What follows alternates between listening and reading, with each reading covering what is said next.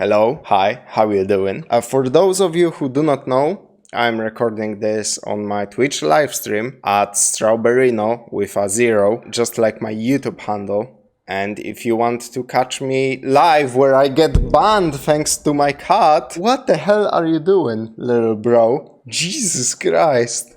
So yeah, for those of you watching later on YouTube, if you want to catch me live, you can catch me live on Twitch with the same handle as my YouTube, which is Strawberin0 with a 0 at the end. And I will be reacting to SsethTzeentach's Heroes of Might and Magic 3 review, which is the classic, beloved by Slavs. Don't know how to actually classify this type of game. I guess just strategy game, turn-based strategy game. But this doesn't do this justice. I think Heroes of Might and Magic is such a unique game. I don't necessarily love this type of game, but it is very unique and I understand why people are so fanatic in defending this series. Let's see what Seth has to say about Heroes of Might and Magic 3.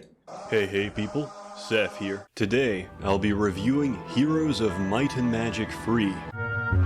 The soundtrack is so goated though. Like, even if I don't like the gameplay that much, the soundtrack is just fucking amazing.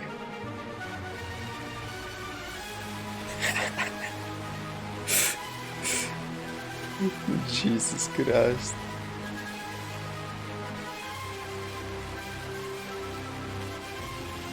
Reviewing Heroes of Might and Magic 3 is a difficult request. While you have good games with strong followings, you also have exceptional games with fanatical followings. Oh, definitely. Fans of Heroes 3 applaud the game with a religious zeal, and rightly so, for much like a well-oiled, silky-skinned, and voluptuous temple priestess, you can play her for months, years, and still not master her. In every crease and fold of her soft assets, there's always more to learn and explore, new strategies to test.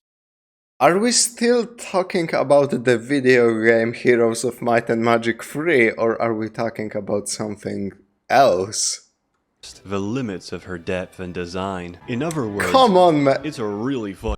How many of these pictures does he have? What the fuck? Fucking good game. More than a decade old, Heroes 3 still shines as a gorgeous, melodious, and tactically rich turn-based strategy game. Of course, when I refer to Heroes 3, I mean the complete edition, almost every Slav and their grandmother own by now. Not the HD edition, which contains neither of the expansions and has every texture in the game sharpened and airbrushed by underpaid interns, making every monster in the game look like some bootleg Mugen character. Although, to be fair, most of the mods out there for I will never... This isn't common by any stretch of imagination, but this is impossible to me to grasp, that they made an HD collection and didn't include all of the content that was released with the game previously. When you make an HD remake of some game or a complete edition, whatever, you always include the DLCs, especially if they are this beloved. I have no fucking idea why they decided to make the HD. I don't even wanna say remaster or remake. Those are just HD textures.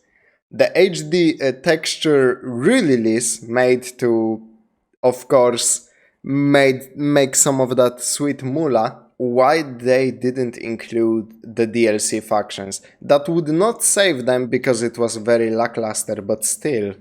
Such a crazy idea that they could get away with that shit. Heroes 3 also look like bootleg Mugen characters.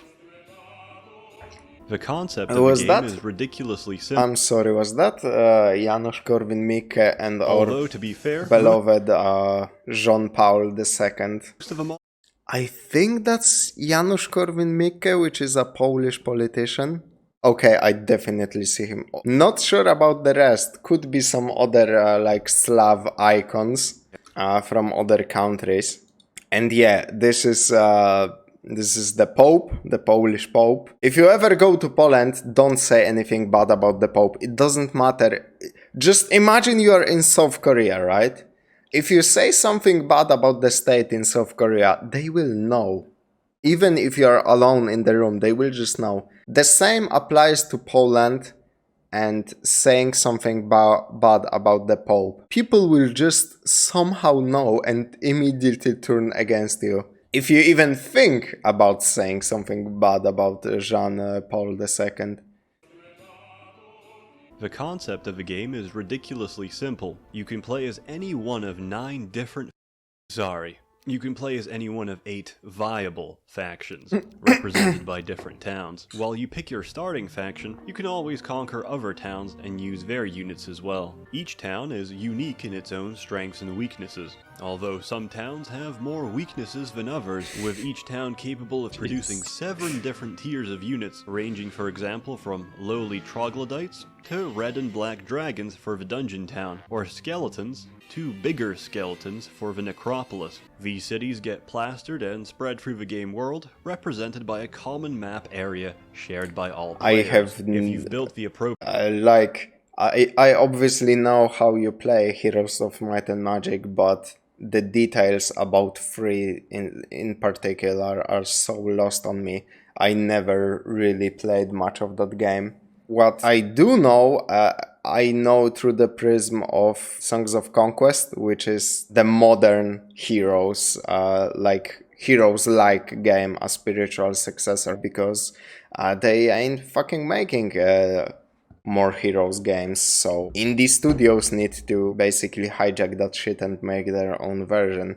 So I don't know the units, I don't know the factions. I know that a lot of people shit on Necropolis. Like, they ban a Necropolis because there is some stupid combination you can do to cheese the game very heavily. The town will offer you units to recruit, which replenish at the start of each week. Unless there's a plague, in which case, everybody dies. Bizarrely, this also includes the undead. Remember to keep your heaters on in the winter, as pneumonia is still a leading cause of death among the elderly, including liches and power liches. I mean, I assume that's for balancing reasons, because Necropolis would be just completely broken if they could sidestep things like disease that affect other players. 7 days, a new week begins, and everyone's army expands, if they can afford it. You often start scenarios and campaigns with Heroes where the best day of the week is Monday. That can be exploited to victory. These act as generals under your direct control, with a limited number of map moves to spend per turn. Each leader can hold 7 stacks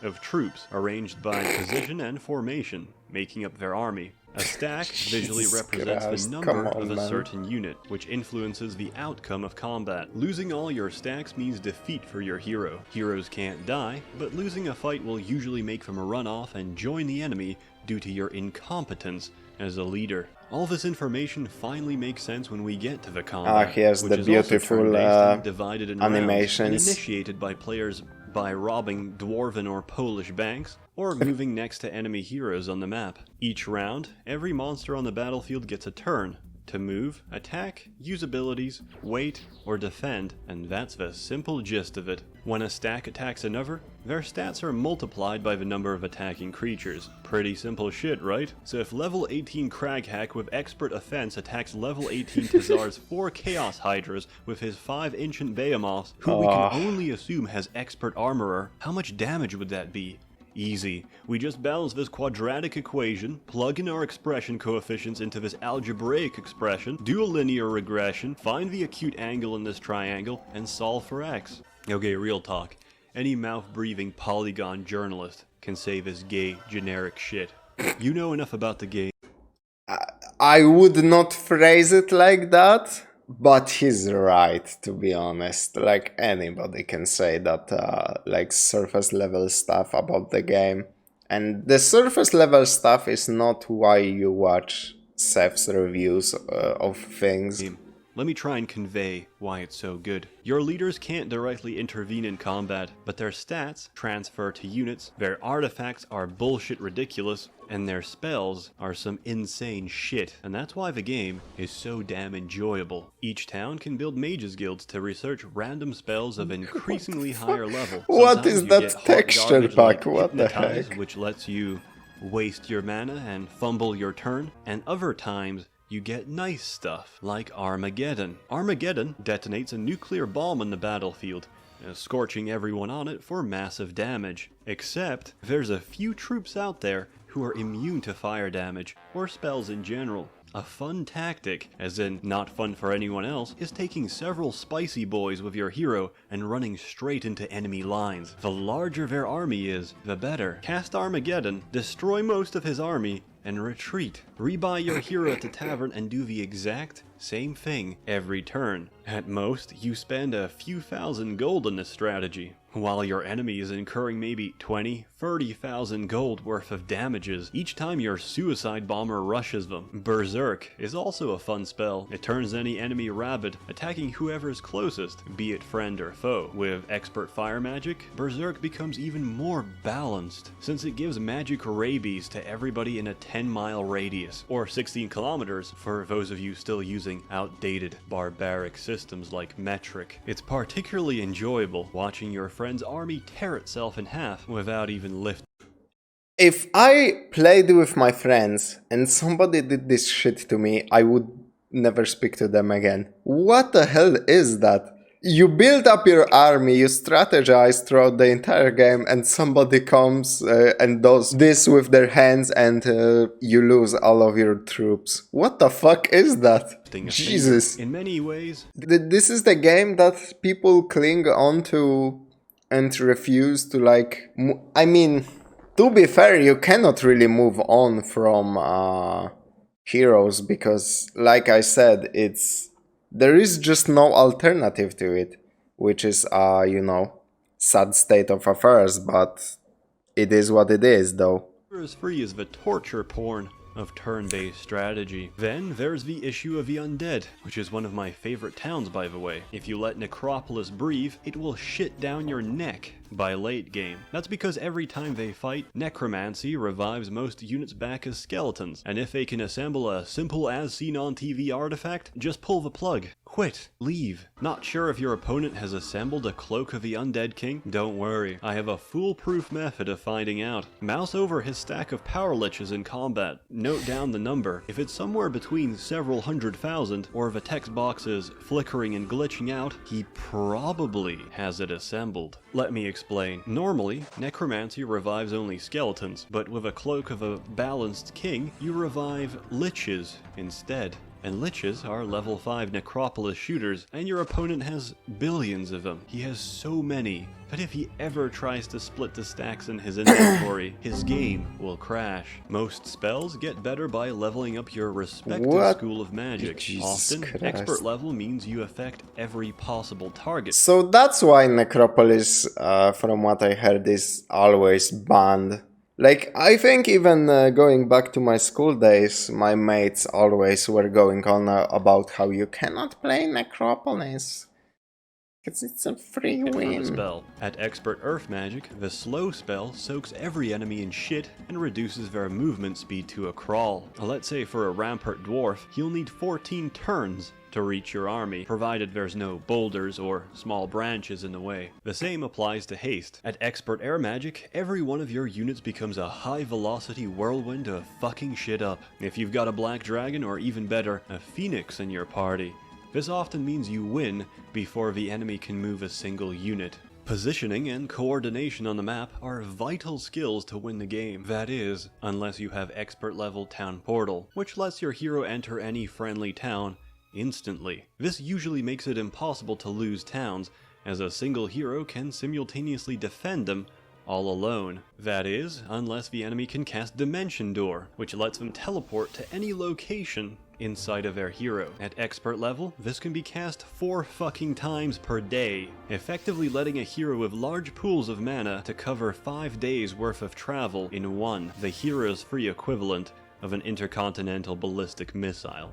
Alternatively, Damn. if you don't care about strategy or tactics, just recruit somebody with diplomacy, level it up to expert, and approach any stack of rape dragons. Somehow, your Frequently banned from competitive play. way with words will convince them to join you, and then proceed to decimate the continent with your newfound rape dragons. Even better, the added strength of the rape dragons helps convince other ludicrously powerful neutral monsters to join you as well, diminishing the quality of your current game as you snowball straight to victory. If all those tactics seem unbalanced, that's the point.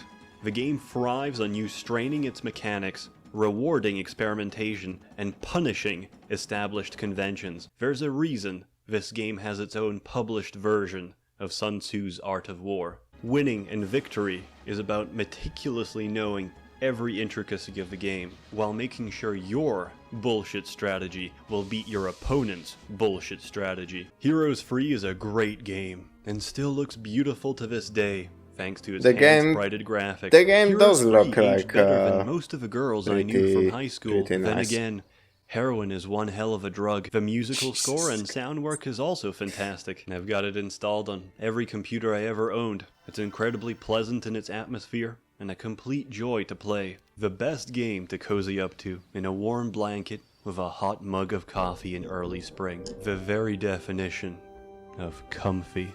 That is, unless you're playing multiplayer. Then it's a dumpster fire of hot garbage. The game is trash, unbalanced dog shit. Who the fuck is playing Necropolis? Do you want to be kicked out of the house? Heroes 3. It's a classic, and this review generously paid for by the Merchants Guild. As always, more content to come, so stay tuned. Seth does love his pillows, doesn't he? I mean, I don't blame him, they look like lovely gals, you know.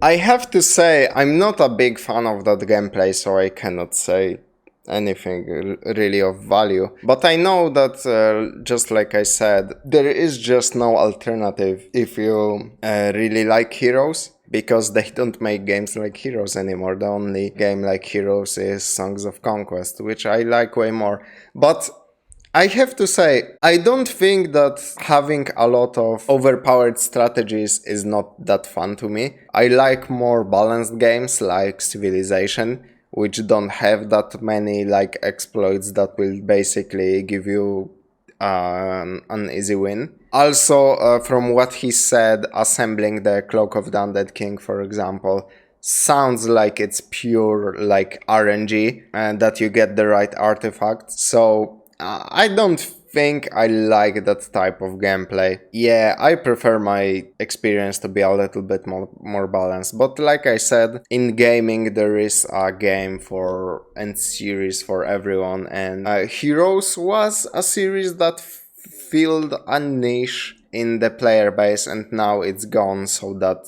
niche is not being fulfilled. So what do I know? I know there are a lot of people who would like to play a modern version of Heroes, but exactly this broken, because that's the point of Heroes apparently. You good people watching on YouTube will have to just click another one of my links and hopefully subscribe. So I will see you guys in the next one.